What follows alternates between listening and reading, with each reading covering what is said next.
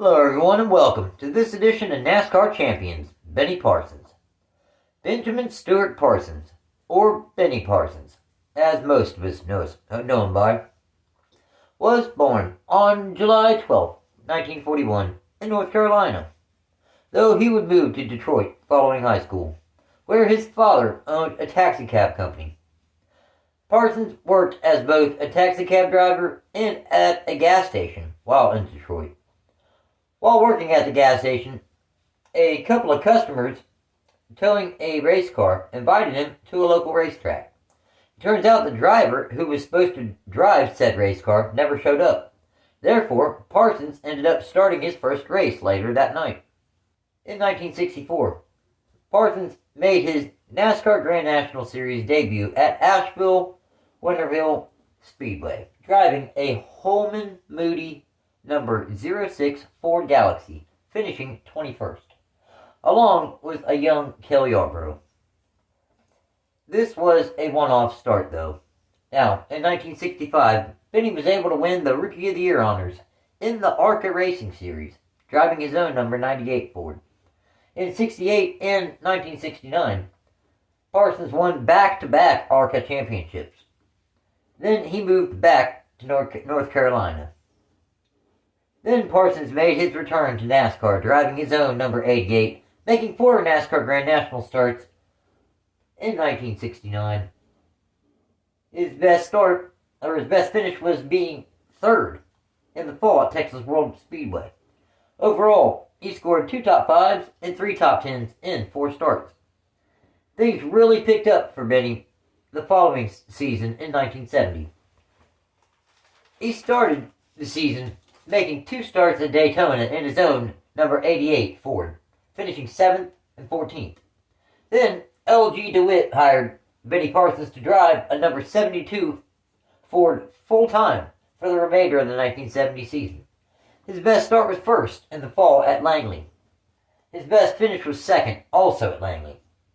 Overall, he scored 1 pole, 0 wins, 12 top 5s, and 22 top 10s, on his way to 8th in final points.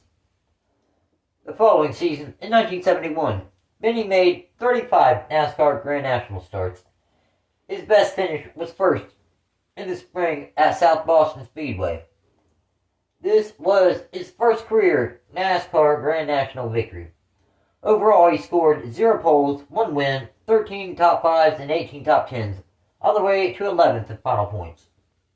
And I mean, back then, 35 races was only about half the schedule. Now, that changed in 1972. In 1972, R.J. Reynolds began sponsorship of NASCAR's Premier Series, making the NASCAR Grand National Series the NASCAR Winston Cup Series. Parsons was back in the Dewitt Racing number 72 Mercury full-time. Another change, other than the name of the series, was also a change in the way they would calculate the season's points, as well as cutting the season from around 50 races a season down to around 30 races a season. His best finish was 2nd in the summer at Riverside. Overall, he scored 10 top 5s and 19 top 10s, on his way to finishing 5th in final points. Now, Parsons remained with the Dewitt Racing team for the 1973 NASCAR Cup Series season in their number 72 Russell Bonnet Chevrolet. His best finish was 1st in the summer at Bristol. This was odd as he won the 1973 Cup Series championship, only winning 1 race, and that race being the only race he finished on the lead lap all season long, but he still won the championship. That's what was odd about it. Yeah, that actually happened with Benny Parsons in 1973. Now, overall, he scored 1 win, 15 top 5s, and 21 top 10s, on his way to his first and only NASCAR Cup Series championship. The next season, in 1974, Parsons, of course, would return to the Dewitt Racing's number 72 Chevrolet full-time to defend that Cup Series championship he won in 73. His best finish was 2nd twice, in the spring at Talladega and in the fall at Richmond. Overall, he scored 11 top 5s and 14 top 10s, en route to 5th in final points. Benny Parsons and Dewitt Racing in their number 72 Kings Row Chevrolet. Once again, together for the 1975 Cup Series season. His best start was first 3 times. In the spring at Martinsville, in the summer at Nashville Fairgrounds Speedway, and in the fall at Richmond. His best finish was first in the Daytona 500. Overall, he scored 3 poles, 1 win, 11 top 5s, and 17 top 10s, on his way to finishing 4th in final points. For the 1976 NASCAR Cup Series season, Parsons returned to the number 72 Kings Row Chevrolet. His best start was first twice, in the spring at Nashville Fairgrounds and in the fall at Richmond. His best finish was first twice, in the spring at Dover and in the summer at Nashville Fairgrounds. Now, overall, he scored 2 poles, 2 wins, 18 top 5s, and 23 top 10s, en route to 3rd in final points. Then in 1977, Parsons returned to the First National Travelers Checks number 72 Chevrolet, full-time for another season. His best start was first 3 times, in the summer at Nashville Fairgrounds in Talladega, then at Richmond in the fall. His best finish was first 4 times, in the spring at Nashville Fairgrounds, then in the summer at Pocono, and in the fall at Dover and Charlotte. He was able to lead the most laps in 3 out of 4 of those victories. Overall, he scored 3 poles, 4 wins, 20 top 5s, and 22 top 10s, finishing 3rd in final points. In 1978, Benny Parsons ran his final season with Dewitt Racing, driving their number 72 Chevrolet and Oldsmobiles. His best start was first twice, in the spring at North Wilkesboro and in the summer at Pocono. His best finish was first 3 times, in the spring at Richmond, Darlington, and Riverside. Overall, he scored 2 poles, 3 wins, 15 top 5s, and 21 top 10s, on his way to 4th in final points. At the conclusion of the season, Parsons and DeWitt parted ways. Parsons joined the MC Anderson racing team in 1979 to drive their number 27 Griffin Tool Chevrolet, but he also ran Oldsmobiles at super speedways. His best start was first in the spring at North Wilkesboro, and his best finish was first twice, in the fall at North Wilkesboro and Ontario.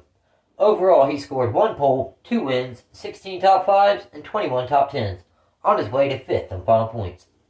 Parsons returned to the MC Anderson number 27 full-time for 1 more season in 1980. His best start was first twice, in the spring at Darlington and in the summer at Michigan.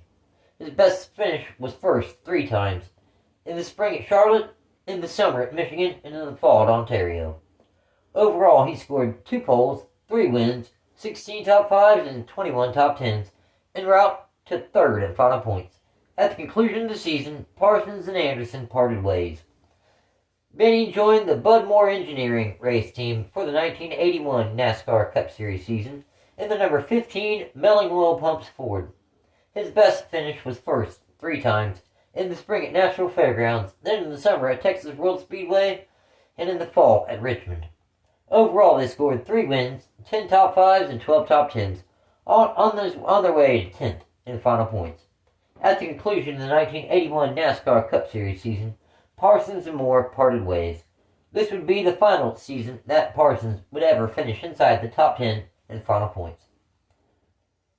For 1982, Benny started the season running full-time for Rainier Lundy Racing's number 28 J.D. Stacy Pontiac.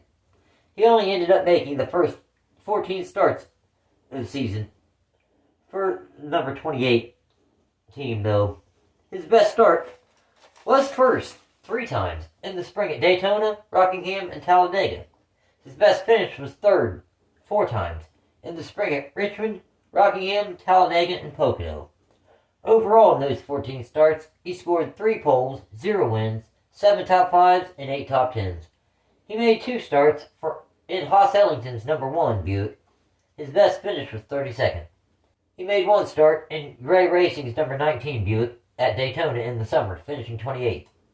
Then he started his part-time schedule that he would run over the next few seasons in Johnny Hayes Racing's number 55 Skoll Buick.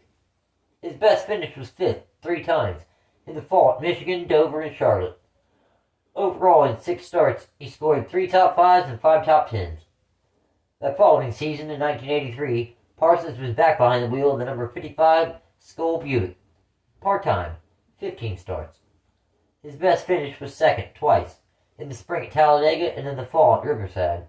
Overall, in those 15 starts, he scored 4 top 5s and 5 top 10s, finishing 29th at final points. Then in 1984, Benny returned to the Johnny Hayes Racing's number 55 Skoal Chevrolet, part-time again, starting 14 races. His best start was first, twice, in the spring at Darlington and in the fall at Charlotte. His best finish was first, in the spring in Atlanta. Overall, he scored 2 poles, 1 win, 7 top 5s, and 10 top 10s, finishing 27th in final points. Now, the Jackson brothers bought Johnny Hayes Racing. Parsons remained behind the wheel of the number 55 Skoal Chevrolet. His best finish was 5th in the summer at Michigan. Overall, he scored 1 top 5 and 6 top 10s, finishing 29th in final points. In 1986, Parsons returned to the Jackson Brothers Motorsports number 55 Skoal Oldsmobile, once again part-time. This season for 16 starts. His best start was first in the summer at Michigan. His best finish was 5th twice, in the spring at Daytona and in the summer at Talladega. Overall, he scored 1 pole, 0 wins, 2 top 5s, and 4 top 10s, and en route to 30th in final points. At the conclusion of the 1986 season, Parsons and the Jackson brothers parted ways. That following season, in 1987, Benny Parsons was handed an excellent opportunity. While Hendrick Motorsports figured out what they was going to do with their regular driver, Tim Richmond, Benny Parsons filled in for him while running a number 35 Folger Chevy. His best finish was second, 3 times, in the spring at Daytona and Atlanta, then in the fall at Riverside. Overall, he scored 6 top 5s and 9 top 10s, on his way to finishing 16th in final points. At season's end, Hendrick and Parsons parted ways. Benny Parsons would run his final NASCAR Cup Series season in 1988, driving the number 90 Bullseye Barbecue Ford for Junie Donlavey full-time. His best finish was 8th in the fall at Phoenix. Overall, that was his only top 10 of the season, finishing 1988 24th in final points. So, in 526 NASCAR Cup Series starts, Parsons scored 20 poles, 21 victories, and 283 top 10 finishes, and he won the 1973 NASCAR Cup Series championship, putting him in this NASCAR champions. So, thanks for watching. Take care.